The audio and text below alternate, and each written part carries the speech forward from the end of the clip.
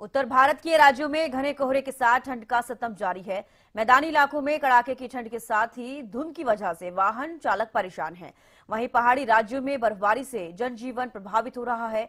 तो वहीं हरियाणा में भी अभी ठंड और बढ़ने वाली है, क्योंकि अगले 2 से 3 दिन तक बारिश होने की संभावना है। साथ ही कुछ स्थानों पर ओलावृष्टि भी हो सकती है। मौसम विभाग की अगर हम बात करें तो मौसम विभाग ने कई जिलों के लिए येलो अलर्ट जारी किया है।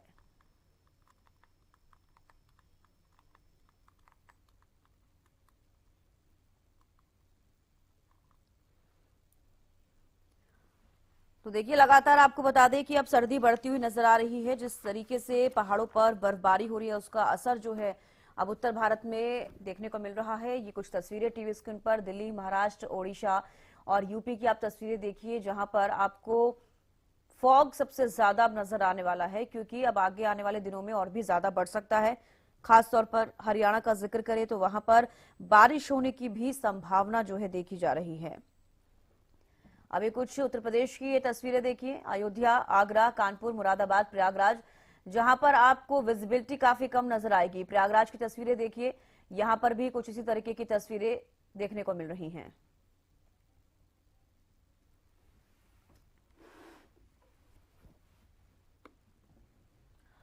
तो चलिए, हमारे साथ कुछ संवाददाता जुड़ गए हैं, उनसे जानकारी लेंगे किन किन जिलों में क्या कुछ अभी स्थिति है कोहरे को लेकर। पलवल से दिनेश सहरावत हमारे साथ जुड़े हैं, कालावाली से कृष्ण जुल्दर हमारे साथ जुड़ गए हैं, उनका रुख कर लेते हैं। सबसे पहले दिनेश, आपसे पूछना चाहूंगी, पलवल का अगर जिक्र करें तो पलवल में फिलहाल अभी कितनी सर्दी है, टेम्परेचर क्या है, क्या वहां पर अभी कोहरा देखने को मिल रहा है? जी सविता, मैं आपको बता दूं, पलवल का जो तापमान है वो 11 डिग्री जो है न्यूनतम तापमान है, 11 डिग्री सेल्सियस के करीब। और लेकिन सबसे बड़ी बात है कि 2 दिन से फिर से पलवल में कोहरा छाया हुआ है, क्योंकि 2 दिन पहले की बात करें तो 2 दिन पहले कहीं कहीं पलवल जिले में धूप खिल गई थी, तो सर्दी से लोगों को राहत मिली थी। लेकिन एक बार फिर से कोहरे ने दस्तक दे दी है। सर्दी लगातार बरकरार है। सर्दी की वजह से सबसे ज्यादा दिक्कत टू व्हीलर्स पर आने जाने वाले लोगों को हो रही है। ड्यूटी जाने वाले लोगों को दिक्कतें हो रही हैं। कई कई घंटे की देरी से वो लेट पहुंच रहे हैं अपनी ड्यूटी पर, क्योंकि ट्रेनें कोहरे की वजह से लेट हो जाती हैं, बसें भी धीमी गति से चलती हैं। तो ऐसे में ड्यूटी जाने वाले लोगों को परेशानियां हो रही हैं।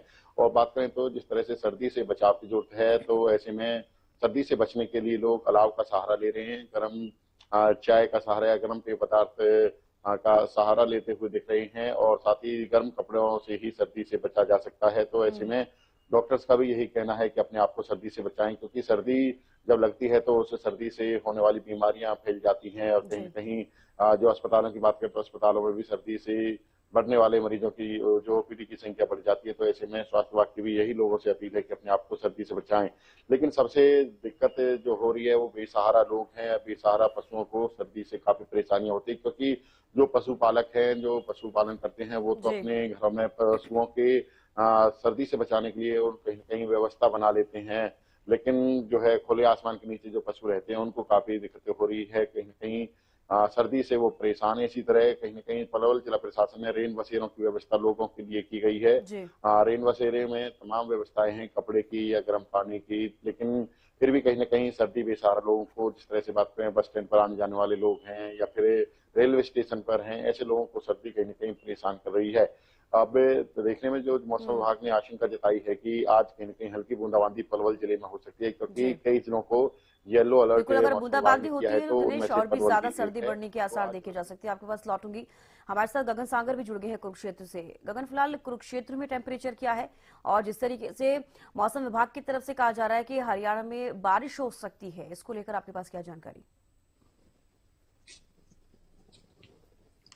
हाँ बिल्कुल चविष्कार, देखिए इस समय कुरुक्षेत्र जिले के तापमान की बात की जाए तो 9 डिग्री तापमान दर्ज किया जा रहा है। और वहीं मौसम विभाग के द्वारा जिस तरीके से अलर्ट जो है जारी किया गया था कि आने वाले कुछ दिनों में जो है बरसात जरूर हो सकती है। और आज की बात की जाए तो आज बरसात जो है जरूर हो सकती है। देखिए ज्यादा बरसात होती है तो गेहूं की फसल के लिए काफी हानिकारक होगी, अगर जो फसल डूब जाती है तो। लेकिन देखिए हल्की फुल्की बरसात के जो अल्टीमेटम जो है मौसम विभाग के द्वारा जो अलर्ट कहा गया है कि हल्की फुल्की बरसात होगी, ठंडी ठंडी हवाएं चल रही है। और सबसे बड़ी बात देखिए, धुंध तो सुबह के समय में अक्सर देखने को मिलता है, लेकिन जो एयर क्वालिटी है, जो एयर क्वालिटी इंडेक्स जो है इस समय देखिए कुरुक्षेत्र जिले का जो है बहुत ही खराब बताया जा रहा है। देखिए तकरीबन देखा गया कि लगातार जो है पहाड़ी इलाकों में जिस तरीके से बर्फबारी हुई है, उसकी वजह से पूरे उत्तर भारत में ठंड का प्रकोप देखने को मिल रहा है।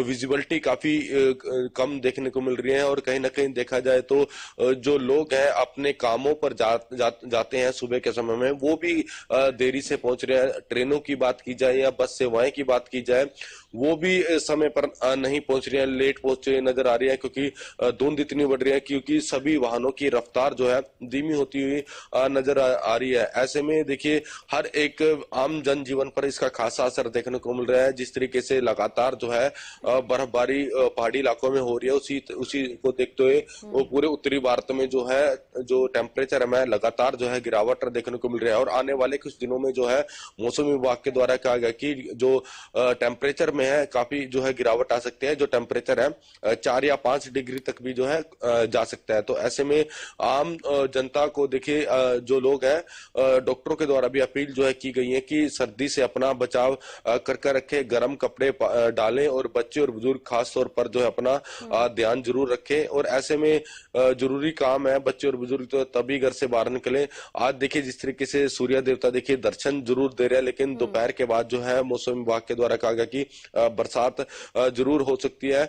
और देखिए तमाम जो वाहन है जो नेशनल हाईवेज पे चल रहे हैं, उनकी जो गति है वो भी काफी धीमी हो चुकी है। और प्रशासन के द्वारा लगातार जो है गांव की भी बात की, गांव की सड़कों की बात की जाए या शहर मुख्य मार्गों की बात की जाए, उस पर सफेद पट्टी जो है लगातार जो है जहां पर रह गई थी वहां पर लगाते हुए नजर आ रहे हैं। क्योंकि देखिए कल भी जिस तरीके से विजिबिलिटी काफी कम देखने को मिल रही थी, जो वाहनों की गति थी वो काफी धीमी होती हुई नजर आ रही थी। और अभी देखिए लोगों के चेहरा देखिए थोड़ा सा जरूर खिला है, क्योंकि आज सूर्य देवता देखिए दर्शन देते हुए नजर आ रहे हैं। लेकिन 12 बजे के बाद जिस तरीके से बरसात होगी तो ठंड भी अधिक जो है बढ़ेगी। और ऐसा अनुमान जो है लगाया जा रहा है कि 15 तारीख के बाद तरफ से एडवाइजरी जारी की गई है। आपके पास लौटूंगी, कालावाली से हमारे साथ कृष्ण भी जुड़े हुए हैं। कृष्ण, फिलहाल कालावाली में टेम्परेचर क्या है, कोहरा वहां पर कितना हो रहा है, लोग किस तरीके से डील कर रहे हैं, क्योंकि अब सर्दी लगातार बढ़ रही है?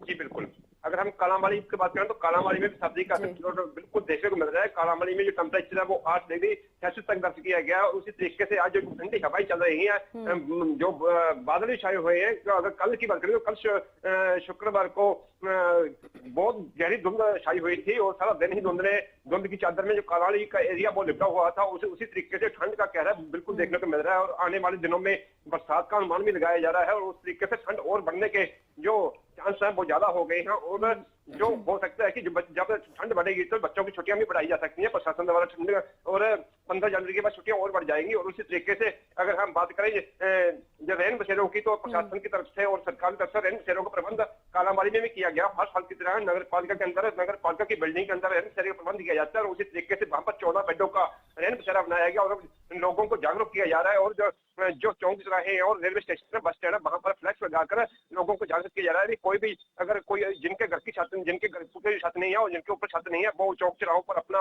रात का समय व्यतीत करते हैं, उनको कहीं ना कहीं रैन बसेरा के अंदर पहुंचाया जाए। वहां रैन बसेरे के अंदर सरकार प्रशासन की तरफ से गर्म पानी की और गर्म कंबल और बिस्तर की जो पूरा प्रबंध किया गया है। उस तरीके से लोग जो अपने घरों से अपने कार्य के लिए निकलते हैं, तो वो कहीं ना कहीं सर के ऊपर टोपी, पैरों में जूते और ऊपर कपड़ा ओढ़ कर निकलते हैं और अपने कार्य के लिए जाते हैं। वहीं अगर बात करें पुलिस प्रशासन की, पुलिस प्रशासन की तरफ से भी एडवाइजरी जारी की गई है कि अगर व्हीकल चलाते वक्त अपने वाहन का डिपर का प्रयोग करें, हॉर्न का प्रयोग करें और हेडलाइट का प्रयोग करें, और जो उसकी गति है वाहन की वो धीमी गति से चलाएं। कहीं ना कहीं सड़क हादसे होते हैं धुंध और कोहरे के कारण होते हैं। और उस तरीके से इसका जमीनी स्तर पर लोग पालन करते हुए नजर आ रहे हैं?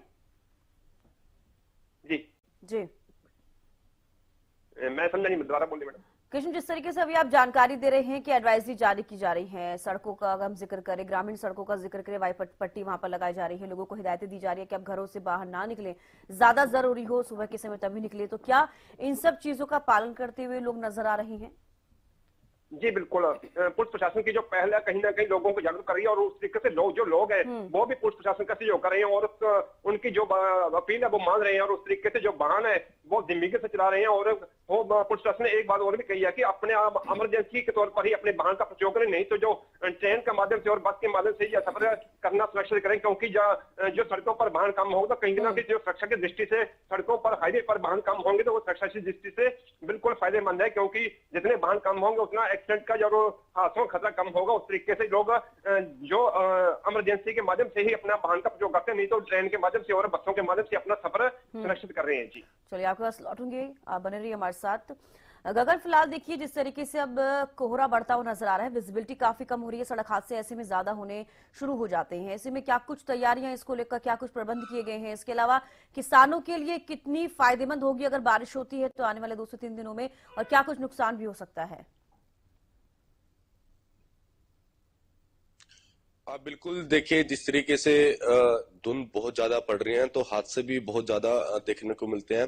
तो ऐसे में देखा जाए तो प्रशासन और पुलिस, तमाम जो सरकार है वो लगातार जो है अपने कामों पर लगी हुई है।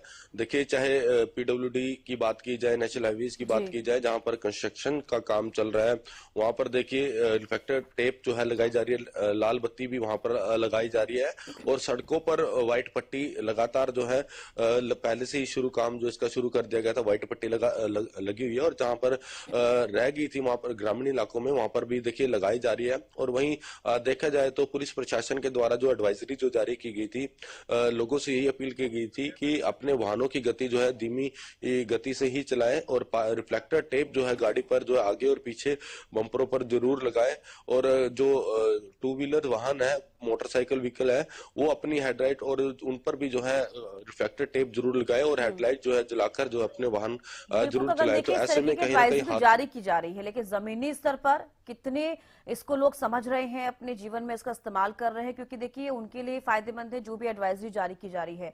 आप नजर बना रखिएगा, अपडेट आपसे लेते रहेंगे। फिलहाल बेहद शुक्रिया आप सभी का हमारे साथ जुड़ने के लिए, तमाम जानकारी देने के लिए। तो देखिए, लगातार बर्फबारी हो रही है पहाड़ी इलाकों में, जिसका असर उत्तर भारत में देखने को मिल रहा है, क्योंकि मैदानी इलाकों में काफी तेज शीतलहर, ठंडी हवा जो है चल रही है। और ऐसे में उत्तर भारत के ऐसे राज्य हैं जहां पर लगातार अब कोहरा और तापमान में गिरावट दर्ज की जा रही है।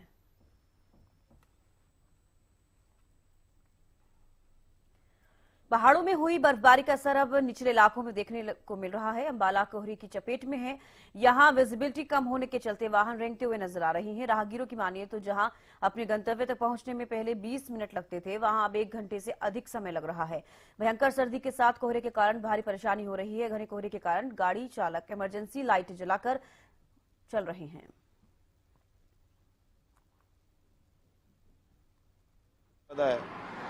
और इस समय ठंड में घर से निकलना भी एक मजबूरी हो चुकी है लोगों के लिए।